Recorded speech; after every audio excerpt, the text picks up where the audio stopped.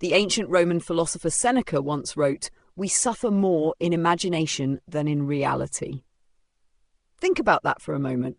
How much of your suffering comes not from what's actually happening to you right now, but from your attachment to how you think things should be? Welcome back to the channel, friends. Today, we're exploring a concept that has transformed my life and the lives of countless others throughout history. The Stoic practice of detachment. Not cold indifference, but something far more powerful, a liberated state of mind where your peace is no longer hostage to external circumstances. In our chaotic world of constant notifications, social comparison, and relentless pressure to achieve more, have more, and be more, learning to let go might be the most revolutionary act of self-care you can practice. Over the next 40 minutes, I'll guide you through the ancient wisdom of Stoicism and how its teachings on detachment can help you cultivate unshakable inner peace, regardless of what's happening around you. Before we dive in, I want you to take a moment. Close your eyes if you're in a safe place to do so, and ask yourself, what am I holding on to right now that's causing me suffering? Is it an expectation, a relationship, a desired outcome, a past mistake, or perhaps the opinions of others?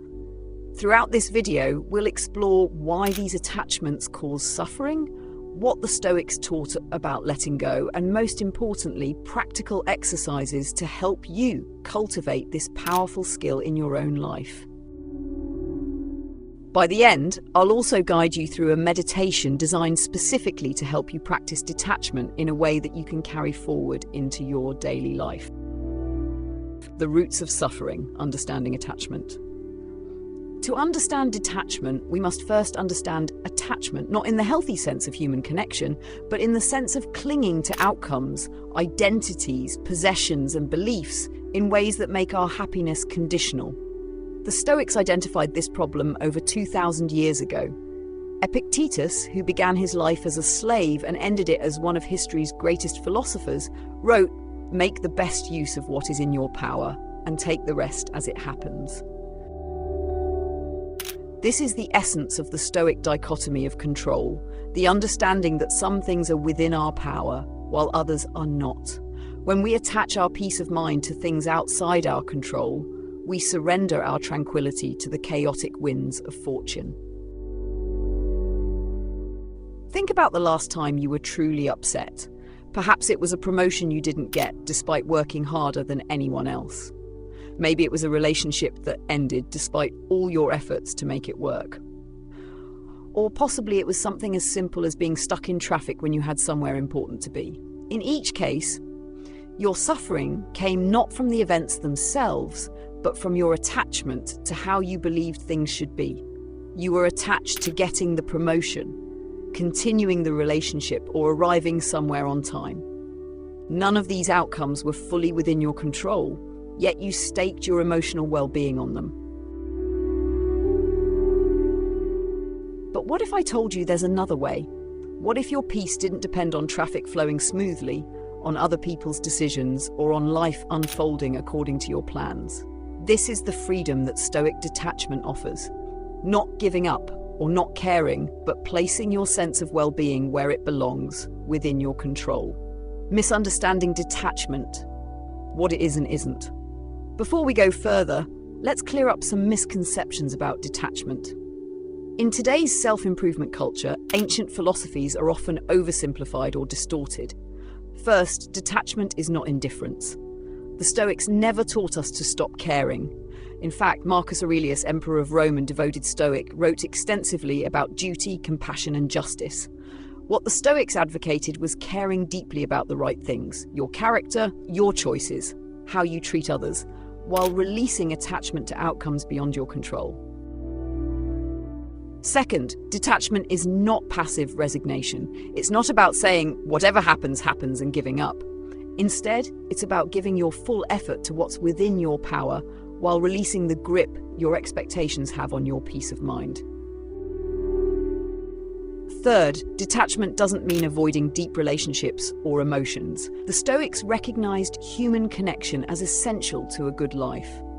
What they cautioned against was the kind of desperate clinging to others that leads to toxic relationships, codependency, or making your happiness entirely dependent on another person's behavior or feelings toward you. As Seneca wrote in his letters, I am not saddened by the loss itself, but by the thought of loss. The Stoics didn't avoid love to prevent grief.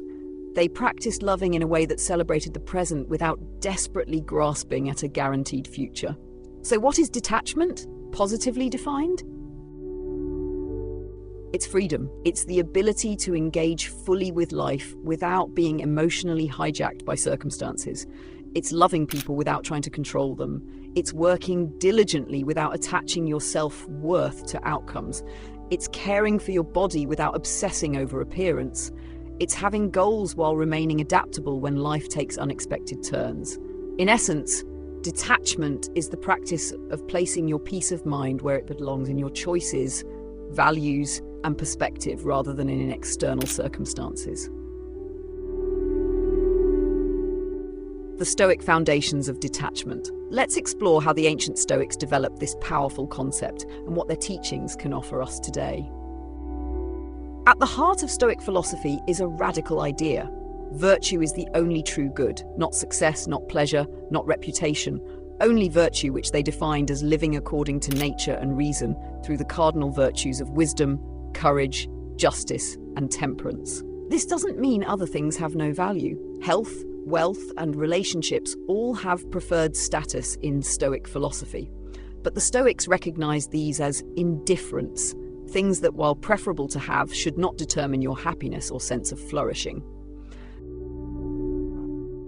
Epictetus, perhaps the most psychologically astute of the Stoics, taught, some things are within our power, while others are not. Within our power are opinion, motivation, desire, aversion, and, in a word, whatever is of our own doing. Not within our power are our body, our property, reputation, office, and, in a word, whatever is not of our own doing. This distinction, now known as the dichotomy of control, is the foundation of Stoic detachment. By focusing our emotional investment on what we can control, we free ourselves from the tyranny of external circumstances. But the Stoics went deeper than this simple distinction. They developed specific practices to cultivate detachment. 1. Negative visualization, premeditation malorum, regularly contemplating the loss of what you value to reduce unhealthy attachment and increase gratitude. 2. The view from above, expanding perspective by imagining viewing your concerns from high above, seeing them in the vast context of time and space. 3. Memento mori, remembering your mortality to prioritize what truly matters over trivial concerns. 4. Amor Fati, learning to not merely accept but love whatever happens, recognizing it as part of the unfolding of a rational universe. These weren't just philosophical ideas, but practical psychological exercises designed to transform one's relationship with life's inevitable challenges. In his discourses, Epictetus offers a powerful metaphor. Remember that you are an actor in a play, which is as the playwright wants it to be. Short if he wants it short, long if he wants it long. If he wants you to play a beggar, play even this part skillfully, or a cripple, or a public official, or a private citizen. What is yours is to play the assigned part well, but to choose it belongs to another. This doesn't mean we have no agency, far from it. Within our roles, we have tremendous freedom to choose our responses, develop our character, and act virtuously. What we cannot control is the external script of circumstances we're given to work with. As Marcus Aurelius reminded himself, you have power over your mind, not outside events. Realize this, and you will find strength. Now, let's apply these ancient teachings to our modern lives with practical exercises that can help us cultivate detachment and inner peace. Exercise 1. Identifying attachments. The first step toward detachment is awareness. We can't release what we don't recognize we're holding. Take a moment to identify the main sources of your suffering or anxiety right now. Perhaps it's attachment to a specific outcome. I must get this promotion. Attachment to others' opinions. Everyone must approve of me. Attachment to material possessions. My status depends on what I own. Attachment to comfort. I should never be uncomfortable. Attachment to control. Everything must go according to my plan. Attachment to the past. I can't move forward until I understand why this happened. Attachment to identity. I am my job, relationship, appearance. Once you've identified your attachments, ask yourself, Is this within my control? Often, you'll find that what's causing you suffering is attachment to something largely outside your influence. For each attachment, practice the Stoic technique of questioning. Is this within my power or not? And if it's not within my power, how can I redirect my energy toward what is? A client of mine, let's call her Sarah, was constantly anxious about her adult son's life choices. During our work together, she realized she was attached to an outcome that wasn't hers to control. Through practicing detachment, she learned to separate loving her son unconditionally from needing him to live according to her vision. This didn't mean stopping support or guidance when appropriate, but it meant releasing the attachment to her son, living the life she imagined for him. The result wasn't less love, but more freedom for both of them. Exercise 2. Negative visualization.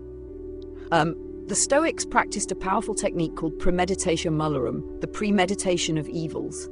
This isn't pessimism, but a practical exercise in reducing attachment and increasing resilience. Here's how to practice it. Take something you value deeply, your health, a relationship, your career, even a cherished possession. Now, gently imagine what it would be like if you lost it. Not with fear or anxiety, but with calm acceptance that all things are temporary, including the good in our lives. Ask yourself, who would I be without this? How would I continue? What resources, internal and external, would I draw upon? As you practice this regularly, something remarkable happens. Instead of increasing anxiety, this practice usually produces 2 beneficial effects. First, gratitude. When we stop taking things for granted, we appreciate them more deeply in the present. Second, resilience. By mentally rehearsing loss, we build confidence in our ability to handle whatever comes our way. Marcus Aurelius practiced this regularly, writing, "Begin each day by telling yourself, today I shall be meeting with interference, ingratitude, insolence, disloyalty, ill will, and selfishness." Not to become cynical, but to prepare his mind to respond virtuously regardless of circumstances. I practice this with my health. As someone passionate about fitness, I occasionally imagine what it would be like if illness or injury prevented me from training. This doesn't make me anxious. It makes me deeply grateful for each workout, more mindful of recovery, and mentally prepared for the inevitable changes that aging brings. The result is deeper appreciation, not fear. Exercise 3, the dichotomy of control audit. This exercise helps you practically apply the most fundamental Stoic principle to your daily concerns. Take a specific situation causing you distress, perhaps a work project, relationship challenge, or personal goal you're struggling with. Now, systematically separate the elements into 2 categories: within my control, my efforts, my intentions, my responses, my interpretations, my values and principles. Outside my control, other people's actions and feelings, external outcomes, past events, economic conditions, natural events, timing of opportunities. For example, if you're anxious about a job interview, you control your preparation, your attitude, your responses, and your ability to present your authentic self. You don't control the interviewer's biases, whether someone more qualified applies, company politics, or the final decision. By focusing your emotional energy on what you control, you'll find your anxiety decreases while your effectiveness often increases. When we're not wasting mental energy on uncontrollable factors, we have more resources for what we can influence. A follower of this channel, let's call him Michael, shared how this practice transformed his entrepreneurial journey.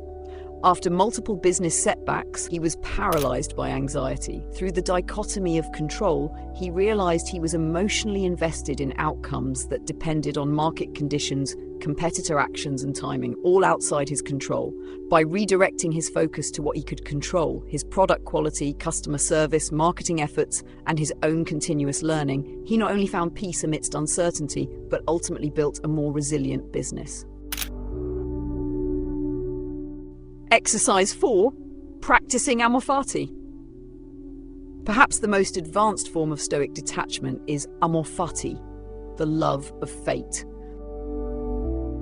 This doesn't mean passive acceptance, but actively embracing whatever happens as necessary and beneficial for your growth. Friedrich Nietzsche, deeply influenced by Stoicism, described Amor Fati as not merely bear what is necessary, but love it. This is detachment at its highest form, not just accepting reality, but embracing it as exactly what you need. How do we practice this challenging concept? Start small. When minor inconveniences occur, traffic, bad weather, a cancelled plan, practice saying to yourself, this is exactly what I need right now. How can this serve me? This isn't positive thinking or denial of difficulties. It's a profound shift in perspective that asks, what if everything, including obstacles, is raw material for your growth? When Marcus Aurelius wrote, the impediment to action advances action. What stands in the way becomes the way. He was expressing this exact principle. Obstacles aren't barriers to our path. They are the path itself. I practice this whenever my carefully made plans fall apart. Rather than fighting reality, I ask, what opportunity is hidden in this change of plans? What might this make possible that my original plan wouldn't have? This doesn't mean never feeling disappointment. It means not dwelling there, instead moving quickly to engagement with what is, rather than resistance to what isn't. Exercise 5, value-directed attention. A powerful way to practice detachment is by intentionally directing your attention according to your values rather than your attachments. Our attention is constantly pulled toward our attachments, the email we're waiting for, the social media validation, the worry about future scenarios. By consciously directing attention to what aligns with our deeper values, we practice detachment in real time. Try this exercise. For one day before checking your phone, opening a tab, or even beginning a conversation, pause and ask, is this where I want my attention to go? Does this align with what I truly value? This practice is especially powerful for breaking attachment to digital validation and the constant stream of information that often leaves us feeling anxious rather than informed.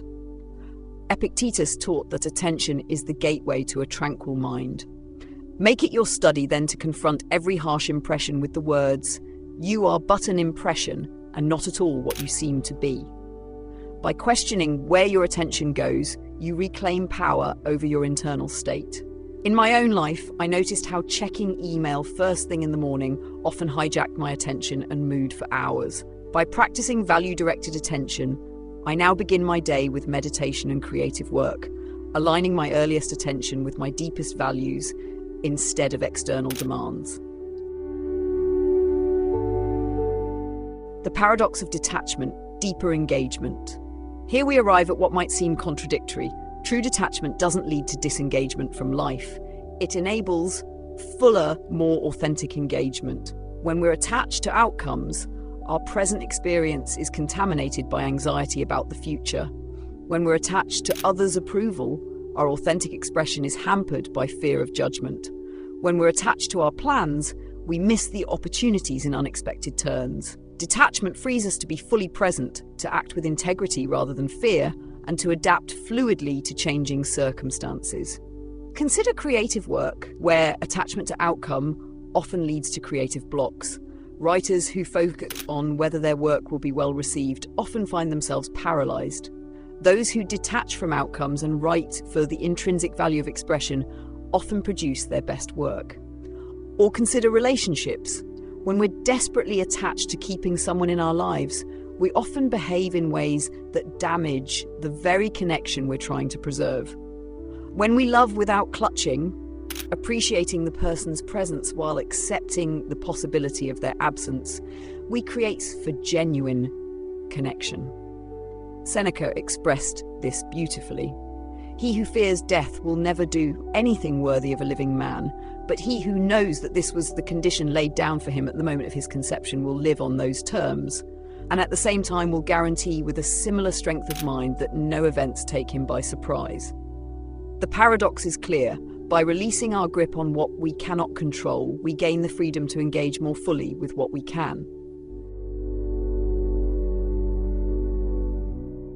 The modern obstacles to detachment. While Stoicism offers timeless wisdom, we face unique challenges to practicing detachment in the modern world. First, we live in an attention economy where countless entities profit from keeping us attached to devices, platforms, consumption patterns, and identities. The more attached we are, the more the more predictable and profitable we become as consumers. Second, we're immersed in an achievement culture that often conflates success with worth, making detachment from outcomes seem like lowering your standards or giving up on ambition. Third, we're surrounded by unprecedented comfort, making us increasingly attached to convenience and instant gratification while becoming less resilient to discomfort.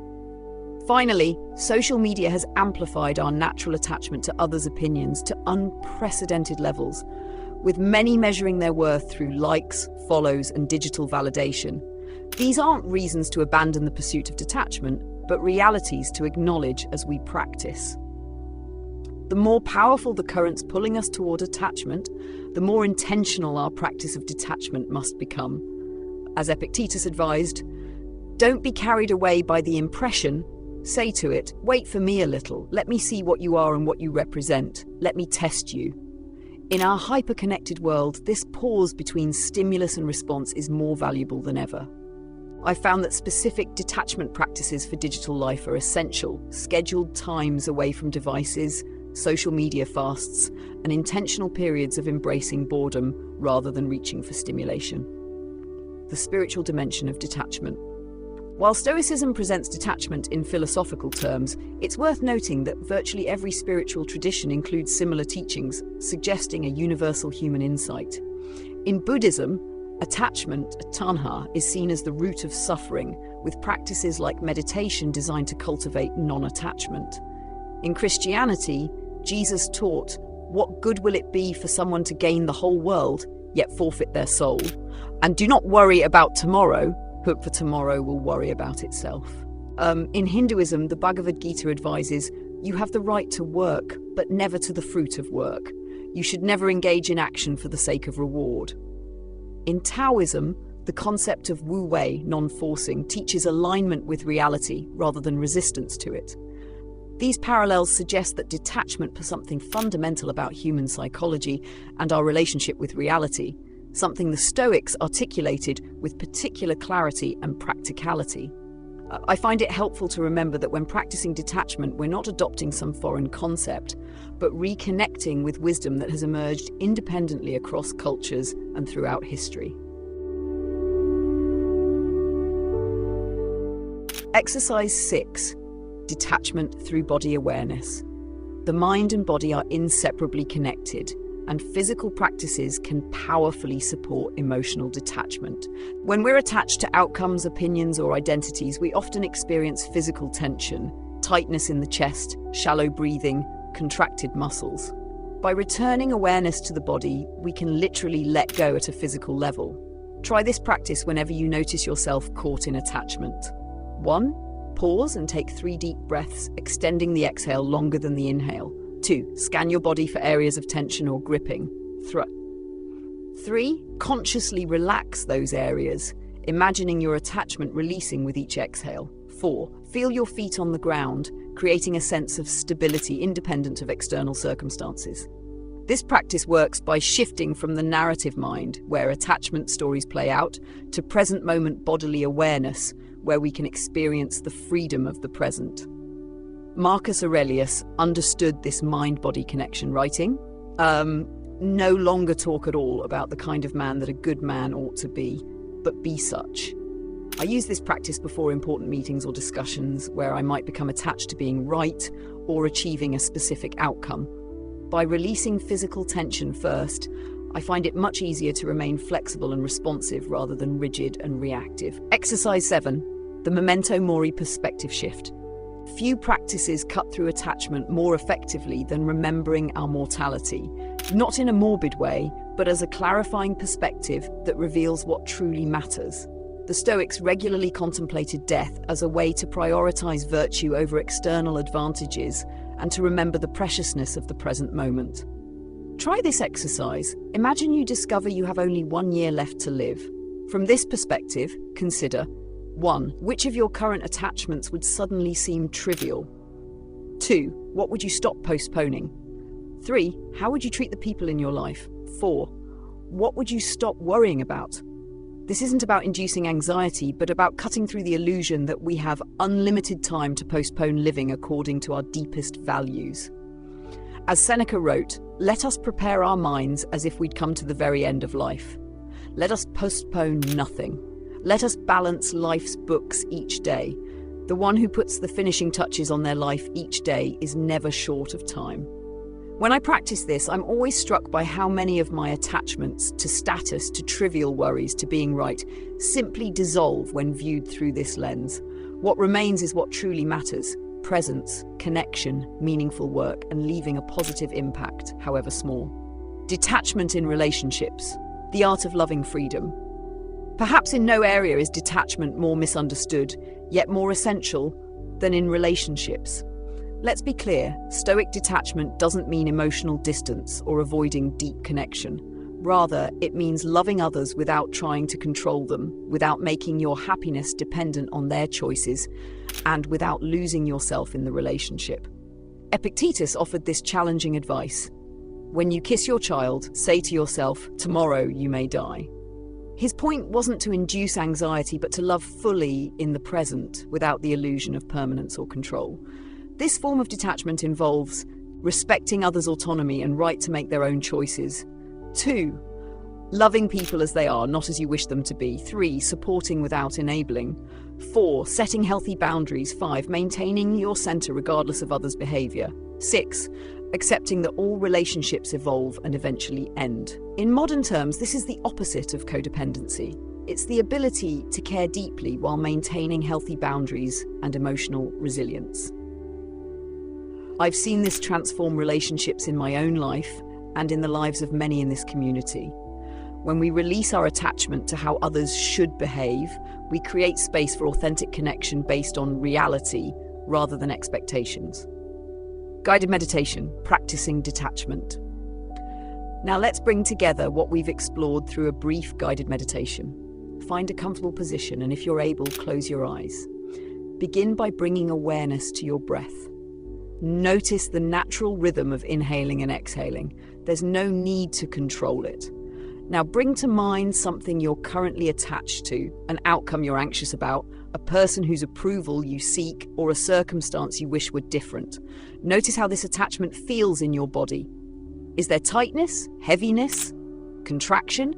Without judgment, simply acknowledge this attachment and the suffering it creates. Now, imagine placing this attachment in front of you as if it were a physical object you've been carrying. See it clearly, acknowledge its presence in your life. As you exhale, imagine your hands gently opening, releasing their grip on this attachment. This doesn't mean you stop caring. It means you're placing your peace of mind where it belongs, in your response rather than in external outcomes. Feel the spaciousness and freedom that comes with this release. Now, bring your attention to what is within your control in this situation. Your efforts, your intentions, your responses.